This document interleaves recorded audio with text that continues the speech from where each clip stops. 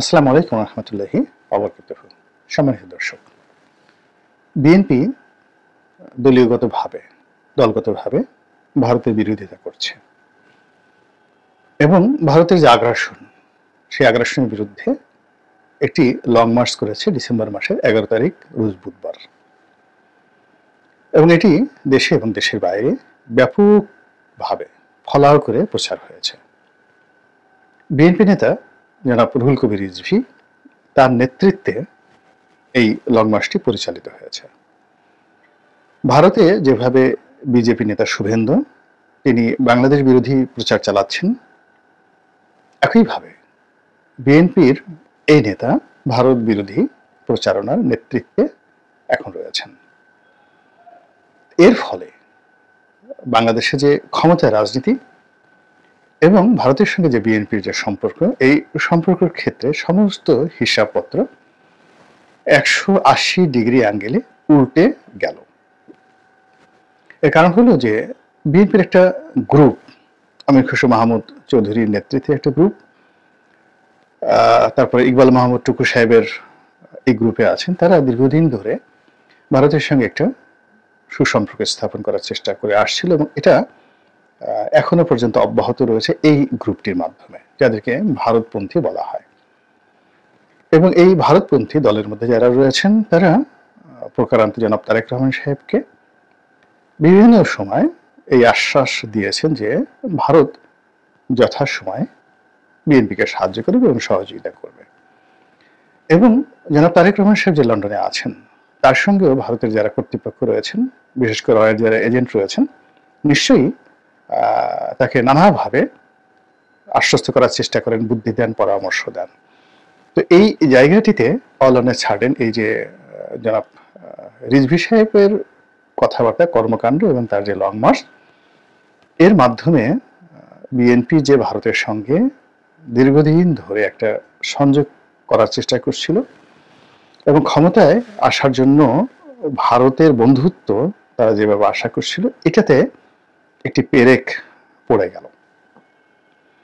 এবং এটি বিএনপির জন্য এই মুহূর্তে লাভজনক হবে না এটি ক্ষতির কারণ হবে, এটি বলার সময় এখনো আসেনি। এই কারণে রাজনীতিতে আসলে ইউটার্ন করতে হয়, তারপরে শেষে অ্যাবাউট টার্ন করতে হয়, এটা একটা স্বাভাবিক ব্যাপার। তো একেবারে সেই প্রথম থেকেই যখন শহীদ প্রেসিডেন্ট জিয়াউর রহমান সাহেব ক্ষমতায় এসেছিলেন, তখন থেকেই মূলত ভারতের সঙ্গে বিএনপির যে সম্পর্ক, এই সম্পর্কটি নানাভাবে টানাপোড়েনের মধ্যে ছিল। যেমন দেখা গেল যে শহীদ প্রেসিডেন্ট জিয়াউর রহমান সাহেব তিনি রাষ্ট্রীয়ভাবে ভারতের সঙ্গে সম্পর্ক স্থাপন করতে চাচ্ছিলেন, কিন্তু ভারতকে আবার থ্রেট দেওয়ার জন্য তিনি আবার ফারাক্কা অভিমুখে মৌলানা ভাসানী যে লং মার্চ করেছিলেন, সেই লং মার্চটিকে তিনি বাধা দেননি। তো এটা নিয়ে শেষমেশ কিন্তু ভারতের সঙ্গে শহীদ প্রেসিডেন্ট জিয়াউর রহমানের যে সম্পর্ক, এটি নষ্ট হয়ে গিয়েছিল এবং তার পরিণতি বিএনপিও ভোগ করেছে এবং শহীদ প্রেসিডেন্ট জিয়াউর রহমানও ভোগ করেছেন। আবার শেখ হাসিনার সঙ্গে ভারতের যে সম্পর্ক, এখানেও শেখ হাসিনা বেশ কয়েকবার ডুয়েল খেলার চেষ্টা করেছেন, ডবল স্ট্যান্ডার্ড তিনি শো করেছেন। তিনি কখনো আত্মতৃপ্তিতে যে তিনি বড় হয়ে গেছেন, ভারতের কোনো সহযোগিতা তার দরকার নেই, দ্বিতীয়ত তিনি ভারতকে যা দিয়েছেন ওটি ভারত 14 জন্মেও তার ঋণ শোধ করতে পারবে না, এই কথা তিনি প্রকাশ্যে বলেছেন।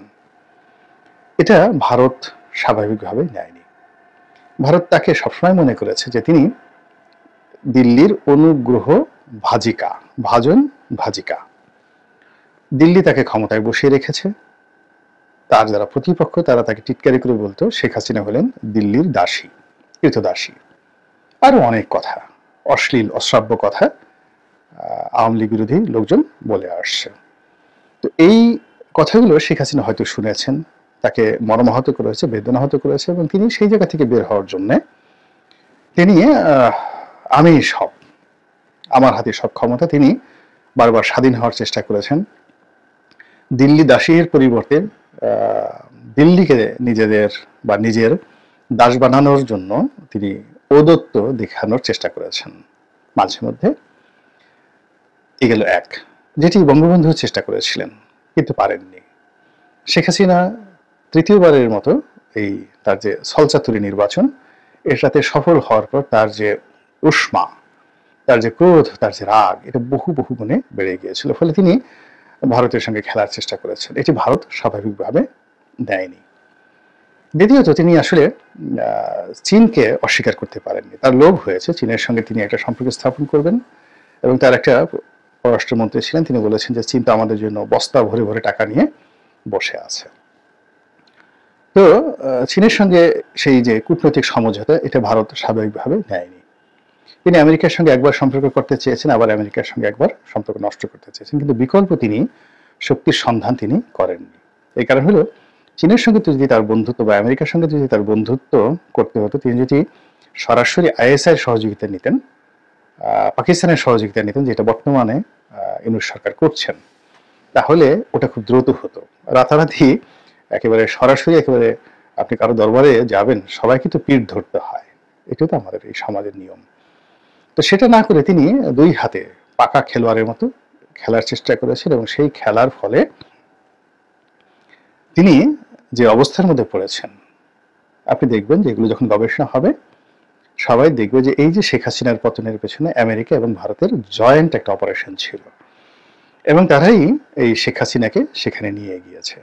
ওই অবাধ্য শেখ হাসিনাকে বাধ্য করার জন্য, তাকে উচিত শিক্ষা দেওয়ার জন্য, এবং তার সঙ্গে সঙ্গে আগামীতে আরো বড় পরিসরে বাংলাদেশে তাদের যে এজেন্ডাগুলো রয়েছে সেটা বাস্তবায়নের জন্য তারা একটা বাংলাদেশকে অস্থিতিশীল করার জন্য একটা সুযোগ যে তৈরি করার চেষ্টা চালাচ্ছে। এই জন্য তারা শেখ হাসিনাকে কায়দার দুর্বল করে নিজেদের কৃতদাসী বানাতে হবে, আবার শেখ হাসিনার অবর্তমানে যে অরাজকতা তৈরি হবে, সেই অরাজকতা তারা গোলা পানিতে মাছ শিকারের মতো একটা ব্যবস্থা করবে, যেটা তারা এখন করে যাচ্ছে। তো এটা শেখ হাসিনার সেই পরিণতি, যে সেখান থেকে বিএনপি কিন্তু এখনো শিক্ষা নিতে পেরেছে কিনা আমি বলতে পারবো না। তবে অতীতে বিএনপি যে দোদুল্যমানতা, এই দোদুল্যমানতার কারণে কিন্তু বিএনপিকে অনেক মূল্য পরিশোধ করতে হয়েছে।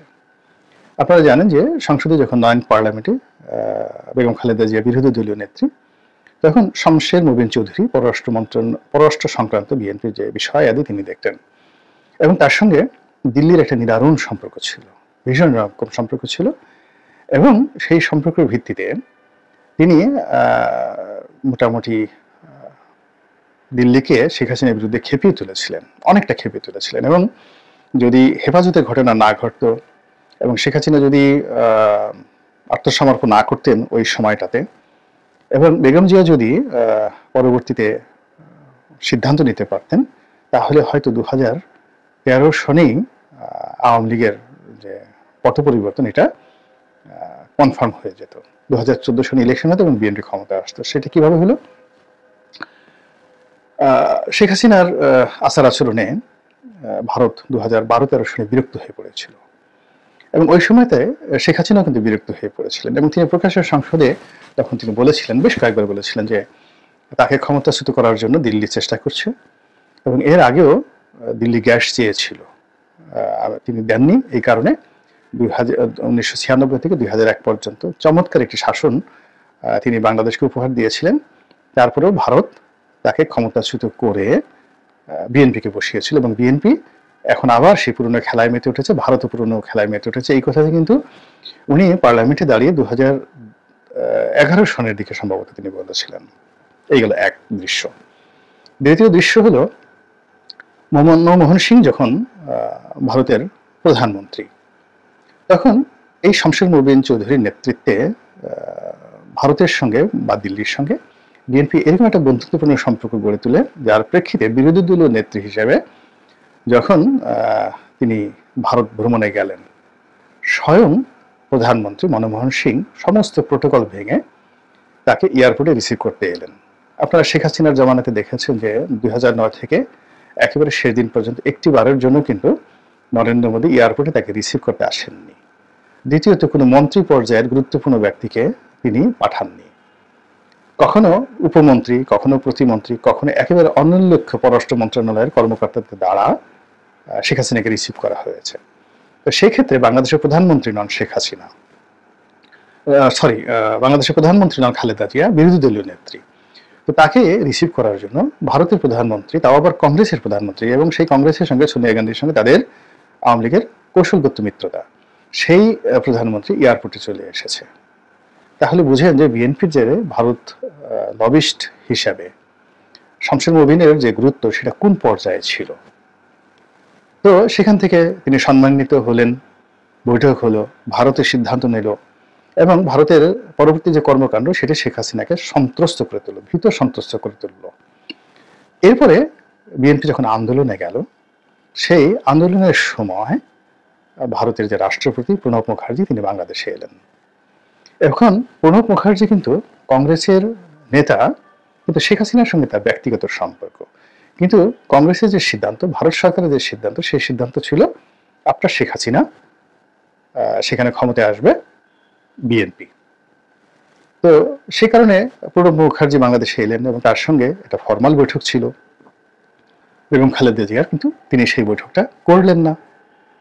না করার কারণে ভারত অসম্মানিত বোধ করলো অ্যাজ এ স্টেট, যে তার রাষ্ট্রপতির সঙ্গে তার একটা প্রি শিডিউল বৈঠক, সেই বৈঠকে বিএনপি নেত্রী আসেনি। ফলে এই যে ভারত পিছু টান দিল, ওই যে পিছু টান দিল, আর শেখ হাসিনাকে অনিচ্ছা সত্ত্বেও তারা কিন্তু কাছে ডেকে নিল।